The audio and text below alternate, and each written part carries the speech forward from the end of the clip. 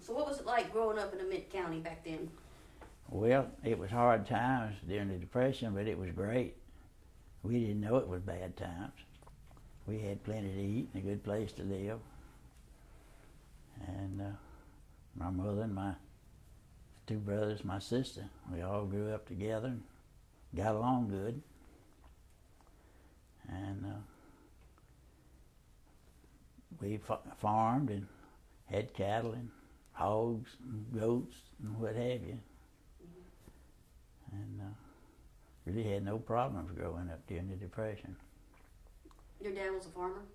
Yeah, he worked for the railroad company until 1925, and he had, they called it rheumatism back then. His knees got swelled so big he couldn't walk, and he had to quit. And we come back from New Orleans to Mint County, and a place he already owned, and we lived there until he died. Well, he died in '42, and then my mother moved to town, and I own the old place now. What's town? Where? Liberty is the nearest town. There was a little town, I called it Peoria, but that was just when the train, it used to be a train running from here to Liberty, and that was on it. When did you meet Betty? Must have been 40, probably in the late part of 1940. Did y'all meet before the war? Yeah. Mm-hmm. Where did you meet her? How'd you meet? Through some off cousins of mine. I went to their house, and she was in school with them, and that's how we met. Did you know right off the bat that was her? No, it was just off and on for quite a while, and we decided we liked one another well enough to sort of hang together.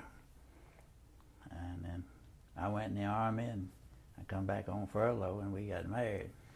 Tell me about what you did right before the war. What was going on and what you did for a living? I went to work at a machine shop in Macomb. My dad had a blacksmith shop when I was a kid. I grew up in it. And I went to work in a machine shop. Well, there's a parts place, and I grew with it. We built battery boxes, and I patented the first creeper to lay down under the car to work on, and used to manufacture them. And then I built some equipment and built parts bins, and we made them by the hundreds and shipped them to Napa stores all over the country for years. Really? And then as machine equipment got better, I bought better equipment, and I run that machine shop to 1985. What was the name of the shop? Parker Auto Parts, and I run the machine shop for them. Mm-hmm. I run it on commission. After the war, I come back, and I got paid every 3 months. I strictly worked for commission. I drew no salary. Wow. And she got used to not charging stuff. We never had charge accounts. And I got 4 paychecks a year. That's amazing, because we complain if we get 1 paycheck a month. She got used to it and didn't know any different. Wow. Tell me, where were you when you heard about Pearl Harbor being attacked? I was at her daddy's house. That's when I heard about it. And I waited for the draft. I didn't volunteer. Did somebody come by and tell y'all about it? No, it was come in on the old radio they had. You were listening on the radio? Mm-hmm. What did you think at that time, Mother? Well, I knew we was in trouble. We had trusted the Japs, and they stabbed us in the back. Mm-hmm. And I knew in reason that we'd get into World War II on account of the French and the British had got stomped all over the country over there. So when did you join up? October 8, 1942. You want to do that again, please? Okay, tell me again, when did you join up? October the 8th, 1942. But you volunteered? No, I was drafted. You were drafted. What branch of the service did you go into? I went in Hattiesburg on October the 8th, and on the 4th I left on the train, went to Fort Eaton Island, Vermont, to a ordnance outfit, the 84th Ordnance Company. And we was attached when they activated First Army. We was attached to them until the war was over. We didn't have a definite job. If they needed somebody for a special job, they called us.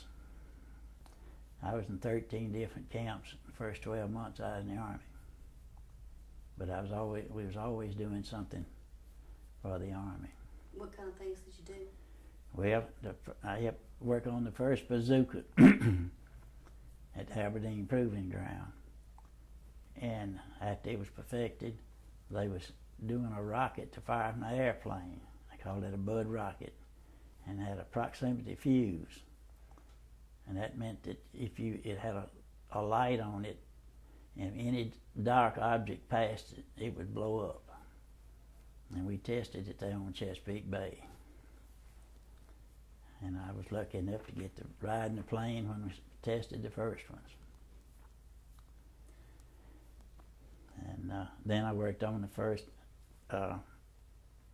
positive rear end, where neither wheel couldn't spin. One started spinning, it automatically locked, and both of them pulled. I have to work on it at the Proving Ground. Cool.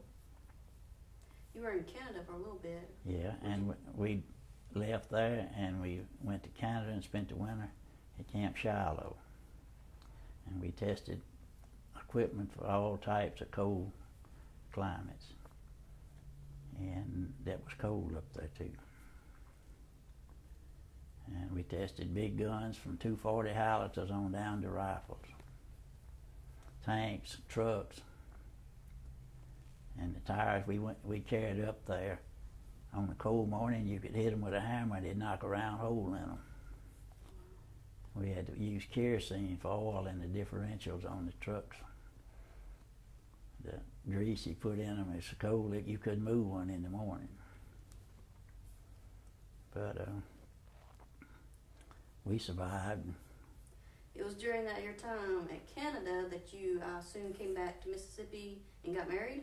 No, just before we went. No, after we come back. That's right. After we come back from Canada, yeah. It was not too long before we went overseas. Well, tell me how that came about. We Getting married. Well, we just decided we wanted to, and I come home on furlough, and we got married. Did they get married in church or? Yeah, Episcopal Church here in Macomb.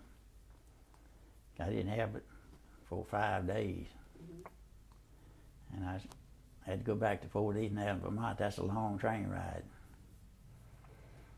Betty was working at that time, wasn't she? Yeah. Where was she working? Consolidated Aircraft in New Orleans. And how'd you feel about that, her working?